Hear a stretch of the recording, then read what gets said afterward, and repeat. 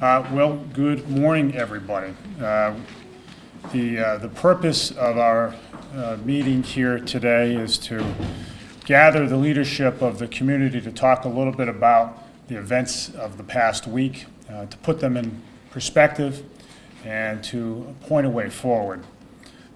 We in New Bedford have talked about casinos for an awful long time, some 20 years, and there have been many proposals that have been bandied about over the years at the golf course, on the so-called Standard Times field on the waterfront, and then most recently, since the passage of the Expanded Gaming Act in Massachusetts, on various sites in the city, including on the NSTAR site as well as again on the golf course. It has casinos in the collective mindset of the community have often been seen as a panacea for an industrial city that has been looking for opportunities, new opportunities for a long time. Although the city has experienced tremendous success in diversifying its economy of late, there's still a number of folks in the community who really had hung their hopes on the prospect of a casino here in the city, especially with all the jobs associated with it. We worked hard to get a project lined up. It was a good project, and we are, and I will say this I think this is true even of the folks who didn't vote to approve the host community agreement in our referendum, we're really disappointed. We're disappointed that we had an opportunity to grow a significant number of jobs all in one site, to generate significant economic activity that would spin off and create other benefits in the community, and to clean up a major brownfield site in the middle of our waterfront. We're disappointed, and candidly, we are very disappointed that we were led down the road to believe that it was all in place, that financing would be ready and available for this project to be built, that the funds sufficient to build this building were all in place.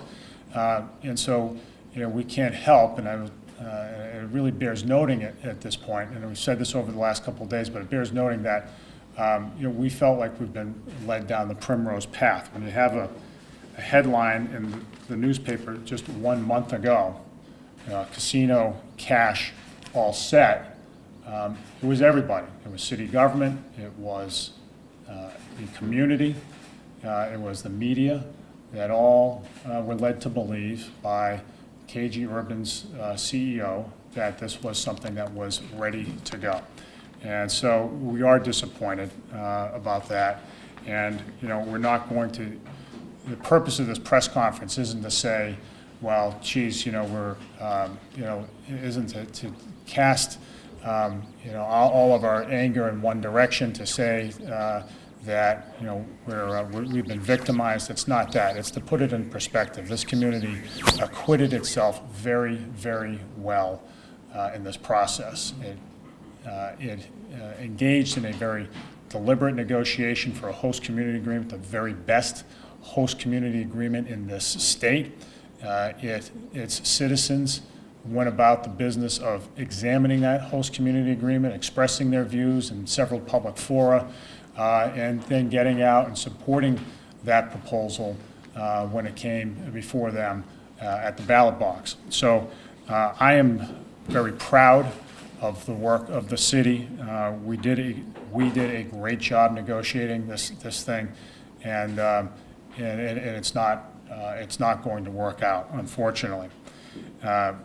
We at this point have to address what I think is something that we've started to hear both from citizens as well as even some elected officials.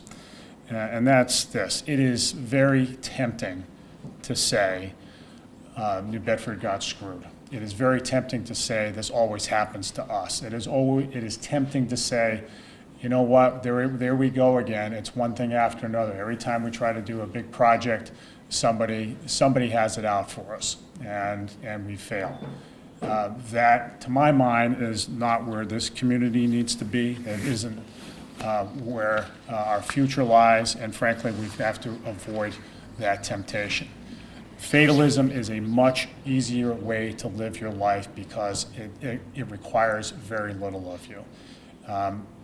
You don't need to stretch yourself. You don't need to try hard to change your future. You can just sit back and let the world do things to you. That's not the way this community can be. We're not a community, we cannot be a community that says, you know what, it's easier just to say at the end of the day, I told you so. We're not going to be one of these communities. This community will not be a victim, and it cannot be a victim. We will not wallow in self-pity. We will take our future into our own hands, as we must, and make it our own, because that's the way we will get ahead in the world. That's the way this city will become vibrant. That's the way this city will thrive in the long run. And the good news is that when you look at it, again, the city performed very well. I suspect, I defy anybody to look around the Commonwealth of Massachusetts and say there wasn't a community more engaged, more demanding of a casino proposal than this one that gave it a lot of thought, and one that followed through on its best instincts. This was a great opportunity, but when you get right down to it, it wasn't the savior of the city that some folks might hope to have been. So what now? So, well, as it turns out, this city has not been, under my administration, flat-footed. We have plans in place, and you'll hear a little bit you'll be reminded of those plans in a moment. The city has spent a great deal of time focusing on its assets and what it will take to make this a city that can stand on its own 2 feet in the long run. We spent over the better of the last couple of years working and implementing and spreading the word about the New Bedford Regeneration Report. And that's something that, again, I hold it up because this has been the city's plan for some time now, and it bears reminding everybody that this is a sound plan that was produced by the business leadership and general leadership of this community. Folks spent a lot of time working on this. It is a sound plan. It is being implemented, has been implemented over the last year and will continue to be. And it's something that was open to public comment, and we really have a roadmap here that we're continuing to drive. If you look through this, you don't see in here hopes cast on big one-time projects. You don't see casino in here mentioned anywhere, and there's a reason for that. The reason is that sound plans to build a sustainable local economy it requires patience, it requires a lot of planning, and it doesn't happen overnight. And so the expectation shouldn't be that it's going to be one project that does it for the city. When we have opportunities, we go for them. And the casino, if it makes sense and if it's in keeping with those plans. But it doesn't mean that you hang all your hopes on them. The casino here in New Bedford was at bottom a means to an end. It was not an end in itself. We were never trying to build a casino-based economy here. Rather, what we're trying to do is to use a casino as a good source of jobs, but really as a way of accelerating all the things that our plans focus on and those things that we're doing well. So as you look around the city, there's no denying that things are on the upward trajectory. According to the Massachusetts Department of Labor, there has been the growth of some 5,000 jobs in the last 4 years in the city. That is a staggering number in a city that has a workforce of some 45,000 people, 45,000 jobs. There has been rapid growth here and rapid sustained growth in every sector. And there are many reasons for that, but it's happening all over the place. And it's because New Bedford has been seen as a good place to do business. New Bedford has been seen correctly as a place that has real assets and a place where businesses can gain an economic advantage and hire good people. Look around the port. Cargo has doubled in the last year, and we're working on making it grow more still. If you look at our fishing industry, which remains the top in the entire United States, things and beyond the port and beyond economic growth, we see crime has been on a steady downward trajectory over the last few years. There are fewer dropouts now in the school system than there have been in the last 15 years. The city is progressing along all fronts, and you don't You can look at the data and say, you know what, the data says a lot, tells a lot of the story. But what I would suggest to people is to go beyond the data. Walk downtown, take a look around. Go down to the waterfront tonight for a waterfront concert and feel the vitality in the city. It didn't exist a long time, not even a long time, or a fairly short time ago. The city really is picking up. And so we don't want this setback to be seen as the complete narrative. It isn't. It is a bump in the road, and that we're going to get over it. Let me talk a little bit about the site itself. So we have been working for some time on a waterfront planning study. It comes right out of our set of plans. We're following this blueprint, and that site has been one of the plans. The site has been part of the waterfront review since it started some months ago. The NSTAR site is an important site. It's obviously occupied. It still is. It's still a place that has a high number of employees. NSTAR's been there, and its predecessor companies have been there for well over 100 years. But we do know that that site is underutilized. It doesn't, because the power plant doesn't generate power anymore. There's plenty of space on that site for other things to happen. And now, with KG's backing out of its proposal, the options that KG held on that site will expire soon. So there's an opportunity now for us to do something about it. So what are we going to do about it? Well, we're going to build on the current waterfront plans that are already underway, but we're also going to assemble an advisory group of business people who will take a look at that site and start the long-term planning of that site, because we need to start that discussion soon. That site can be a lot of things. It can be the place where the downtown transits into the industrial area to the south. It can happen in 100 different ways, but we do need to plan on it, and it needs to be a longer discussion with NSTAR and the state about how that's going to happen. So again, we're not sitting flat-footed. We're not waiting by and just hoping things will happen to us. We're taking action in our own way, and we're doing it based on the plans that we have. One of the things that I really want to emphasize, again, about plans. The plans have been well thought out. We're driving them now. They make a lot of sense. And you have a group of people up here, most of whom have been involved in the formation of those plans. Sometimes when opportunities arise, you've got to go for them, and knowing that you might not succeed all the time. We're winning right now. New Bedford is winning right now by singles and doubles. It's the businesses springing up in the downtown, and have done 2 ribbon cuttings this week. We're doing more in the coming weeks. There's expansion in the industrial park. There's expansion in the port. Real estate values are climbing now after lagging for a long, long time. Things are looking up because we're doing the little things day in and day out. And that's the way you have to do it. But sometimes it's worth swinging for the fences. When there are opportunities to do something that involves a big project that is consistent with the plans that we have in place, you've got to go for it. But as we all know, there are no guarantees in life. There's no saying, well, and here in New Bedford, we're never going to be a place that says we're not going to try.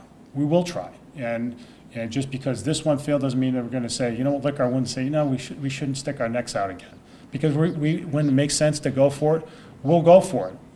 Whatever the risk, if it makes sense on solid economic grounds and is consistent with the community's objectives, we'll go for it. Knowing that there are no guarantees, but knowing also that if we've thought it out well, we'll have a good chance of making things happen. So we are making things happen, and I will call upon now the leadership in the community to say a few words from their own perspectives about what happened, and we'll take a few questions, but I do want people to know this.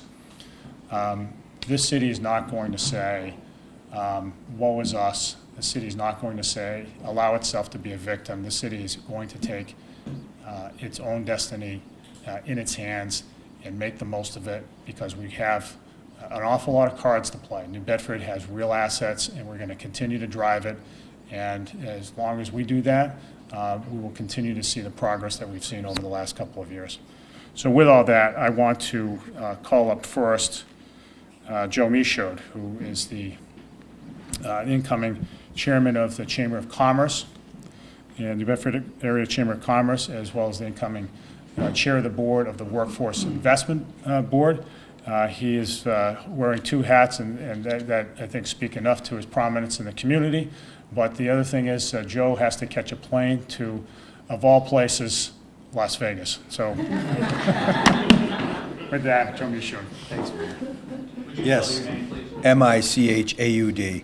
I'm Joe Michaud. As the mayor said, I'm the incoming chair of the Chamber of Commerce and the current chair of the Workforce Investment Board. And I'd like to echo some of the mayor's sentiments on behalf of the multiple boards that I'm up here representing. This is not a time for a pity party. This city's been knocked down before, and it's going to get knocked down again in the future. But what's going to differentiate us from a lot of other communities in the Commonwealth and nationwide is our ability to be persistent and our ability to be flexible and our ability to continue to exploit and build upon the success that we have. As the mayor pointed out, very successful fishing port. We've got businesses that are opening up downtown and throughout the city. The Chamber has a new president and CEO coming in, Rick Kidder, who will be here in a week. I know on behalf of the Chamber, we're going to continue to focus on the things that we have been focusing on. I'll be frank, the casino was not one of the major focus parts that we had, but we're going to continue to focus on developing South Coast Rail and some of the other regional initiatives that we've been basically trying to develop to help build a better economic base in the community right now, to include tourism and trying to help businesses locate to this area by developing tax incentive financing programs and assisting local communities in drawing business. On behalf of the WIB, we're going to be working in conjunction with the mayor, the Economic Development Corporation, in basically building a demand-made employee training system, which is going to react to the employers that are already here in this region by anticipating the jobs that they believe will be opening up in the next 5 years and training our employees to meet those needs. So I think, honestly, New Bedford's got a lot going for us. We can't simply allow a casino setback to completely derail us. There's more to New Bedford than a casino, and frankly, a casino is going to be a minor part of the overall puzzle anyways. Our view of the situation is that the mayor and his team did everything they possibly could, negotiated an outstanding agreement, and I have that from outside parties that reviewed it on behalf of the community, and it was simply not something that was in the cards, no pun intended, for the city. So we step back, we dust ourselves off, and we move forward and continue to build on the initiatives that we already have in place and the plans that are going to be put in place. So we applaud the mayor and his team. Both of my boards do, and we're pleased to continue to work with him and the Economic Development Corporation to try to build a better economy for New Bedford. And casino or not, we're moving forward. Thank you. And thanks, Joe. Yeah. Good luck out there, by the way. Yeah, I'll roll and die for you. Next up is a really terrific leader in our community, both as a business person, both as the CEO of Joseph Abboud Manufacturing Clothing, as well as the executive director of the Economic Development Council, and that's Tony Sapienza. And Tony has, in his role as chair of the board of the Economic Development Council, Tony was involved in saw firsthand the casino negotiations right up front.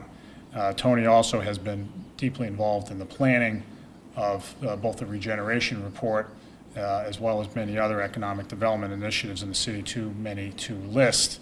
I do want to, before I call Tony up, I just want to thank also Jerry Kavanaugh, the Vice Chancellor at UMass Dartmouth, for being here today. Jerry is also the chairperson of the Regeneration Committee, as well as I want to recognize Derek Santos, our Economic Development Director, and Ed Washburn, our Acting Port Director, for being here today as well. And with all that, let me call Tony up.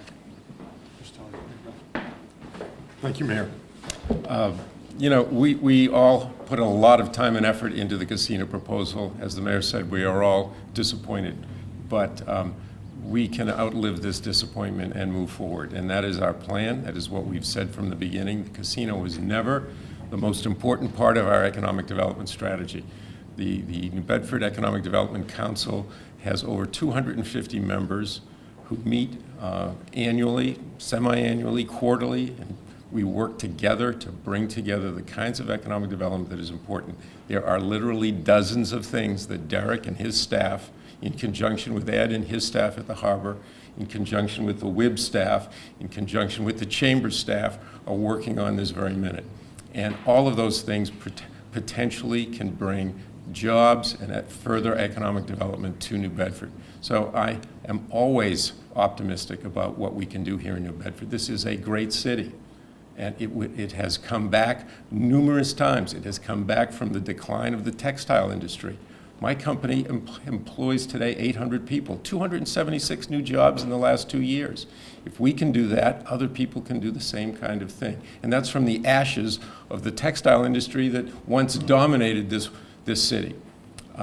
We have other opportunities like that, okay? We have available space. We have an industrial park that the EDC helps manage that has seen a tremendous growth in the last 5 years and will continue to have growth as we continue to sell parcels and the companies there continue to expand.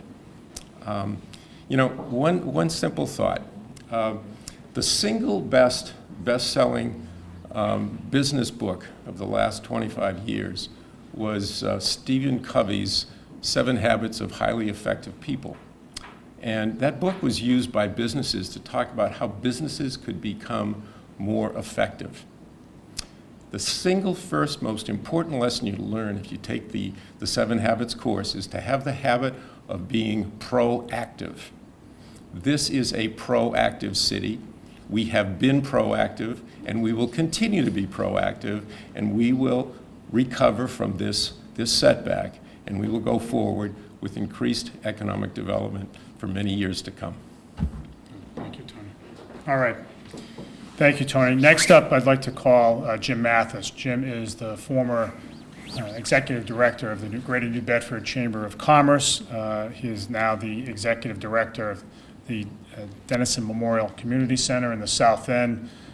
Jim, in his various capacities over the years, has been deeply involved in the casino discussion, deeply involved in economic development efforts, and also deeply involved in the push for education reform in our city. And he can speak as well as anybody to the nature of the negotiation that took on and the city's role and the way the city acquitted itself, but also the way forward. Jim.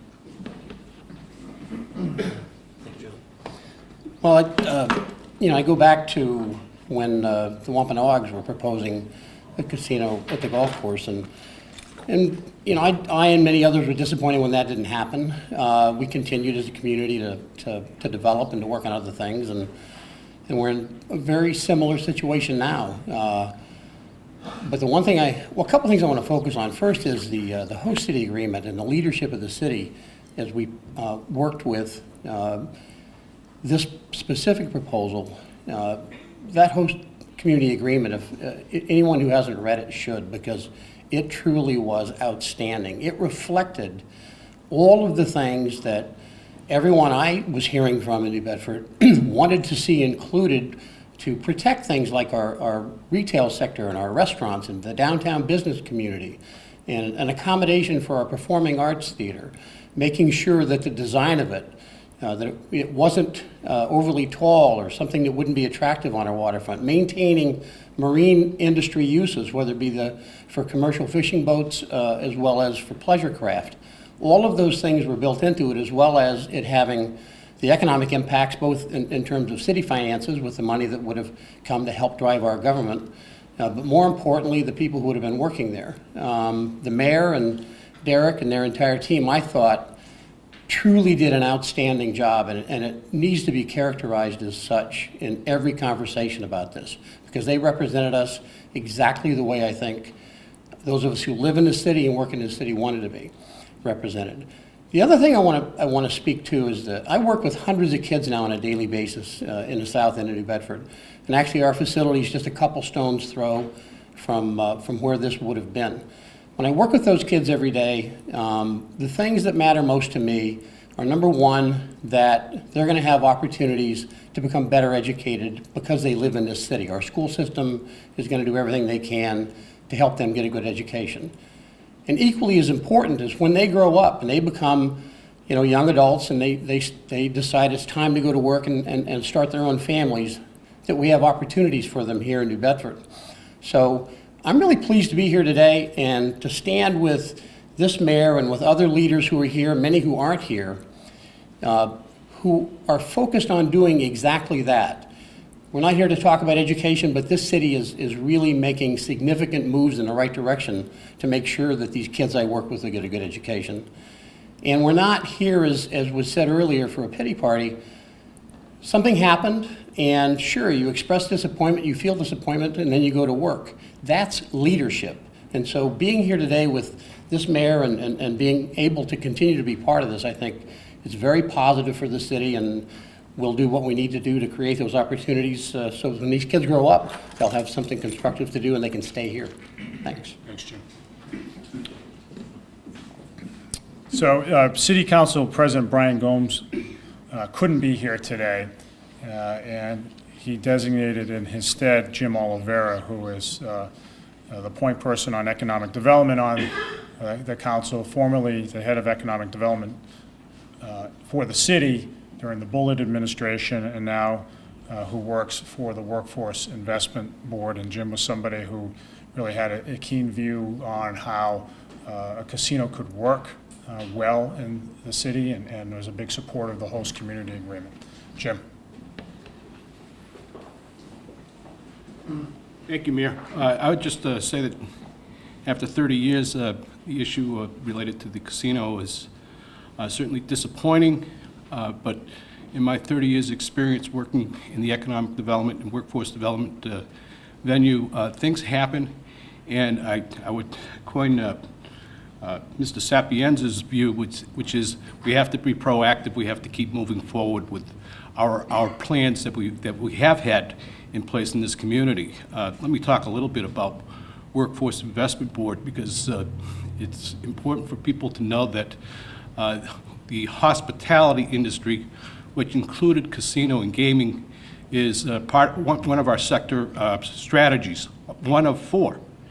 And there are 2 or 3 others that continue to be higher on our radar screen as we begin to develop our strategic plan for this upcoming year. That included supporting advanced manufacturing in our community, which is holding its own very, very well in this state, supporting healthcare initiatives and training for good healthcare jobs and more advanced healthcare jobs, and continue to keep our eye on the clean energy, wind energy opportunities that we believe will come to fruition in the next 2 to 3 years. Some already here. Solar energy has taken off tremendously, and there is great need for solar technicians in the South Coast area. So understand that while there's a great deal of disappointment, there is a great deal of hope and opportunities for people who wish to take advantage of education and training programs that exist not only through our Career Center, but at Bristol Community College, at the university as well. And everyone is working very, very diligently to align our workforce system and keep our resources talking and collaborating with each other on a regular basis. So this is very, very important for us to understand. So while I may have a great deal of disappointment, I know that the council president was disappointed about this news. The council as a whole is very disappointed, but we can move forward, and we will learn from this particular instance as well. Thank you. Thanks, Jim. And next, I'd like to call up Helena Hughes, who is the Executive Director of the Immigrants Assistance Center, and has been so for 3 decades now. And her job primarily is to get newcomers to New Bedford from foreign places into the mainstream economy, into the community, and she's done that as well as anybody in her position in America. She has been a tireless leader for many causes in the community and has been a compelling voice on economic development initiatives, especially for those that help or that create opportunities for newcomers to the United States. Elena. Good afternoon. I feel that New Bedford is in a great path. We don't need big projects for our city to be successful. I spend quite a bit of time downtown, and I see how vibrant the city is. All these new restaurants that are being opened and continue. And at the same time, great events like AHA Night and also the 50s Night that just took place a couple of weeks ago bring so many people to our city. And I can feel the positive and an optimism in people. And sometimes we don't always need to hit home runs to win the game. And I'm just so very positive about our city. And I don't really think that the casino was really going to make much of a difference. But I'm just very happy to be a resident here and to just think about all the great things that are happening in our city. And I think that's what we need to focus on, the positive things that are happening. And that's what I'm going to do, and I've always been doing. Thank you. Thanks, Elena. And the last person I want to call up is David Lehman. And by the way, I wanted to acknowledge the presence of Craig Dutra, the Executive Director of the Community Foundation of Southeastern Massachusetts, which is, as most of you know, the community chest charity for this region in Massachusetts. But Craig has been involved in many initiatives far beyond the reach of the Community Foundation, or I should say in concert with the reach of the Community Foundation, especially in the areas of education and economic development, workforce training, you name it. Craig has been a leader in that. I really appreciate, Craig, your coming here today. The last speaker is somebody who folks will recognize for his leadership in the community, but also as somebody who opposed casinos. And again, this isn't a press conference to promote casinos, although that maybe someday there'll be another opportunity. Who knows? But that's not what we're talking about today. What we're talking about today, rather, is what we do next. And so it is my pleasure to call up someone who has been a leader on many fronts and someone for whom I have a great deal of respect, even though we didn't see eye to eye on the prospect of a casino development. That's David Lima.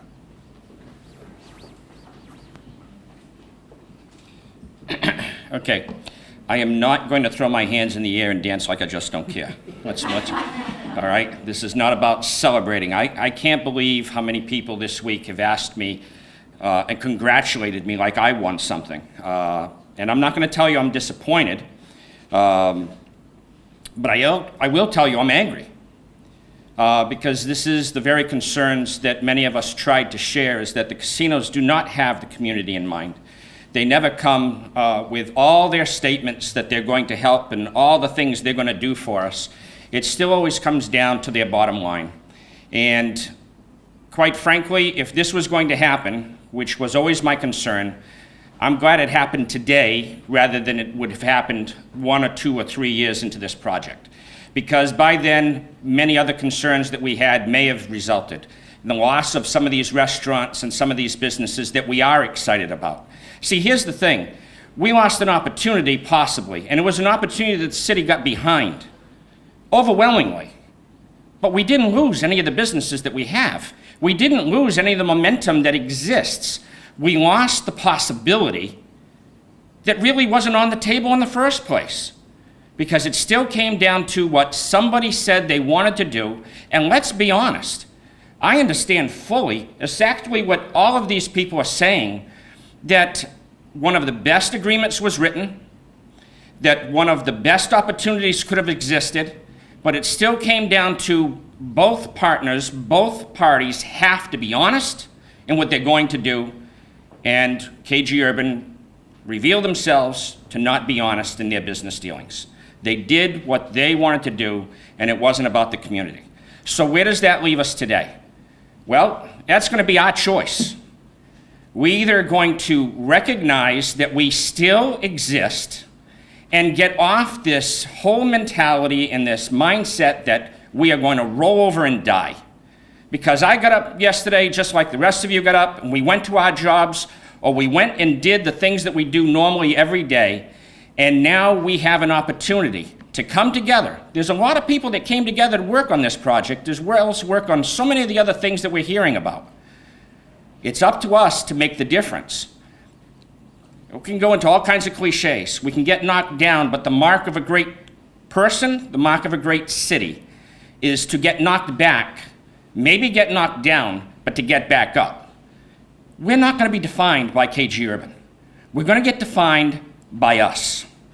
And so if you see an opportunity, or if you believe there's a direction that we need to go, there are more charrettes, there are more opportunities to come and speak to what you see, to speak to the mayor, to speak to the city council, to speak to the business leaders, and to say, we can make a difference. This is our city. Now, we can continue to lament it. We can continue to let our talk shows and our papers and our TV stations talk about how we can't succeed. Well, quite frankly, I've got 3 kids, I've got 5 grandkids, and I'm excited about who they are, what they are, and they're here. So are you. It's up to us, together, to continue to make this city even greater than what it is today. That's where we need to go.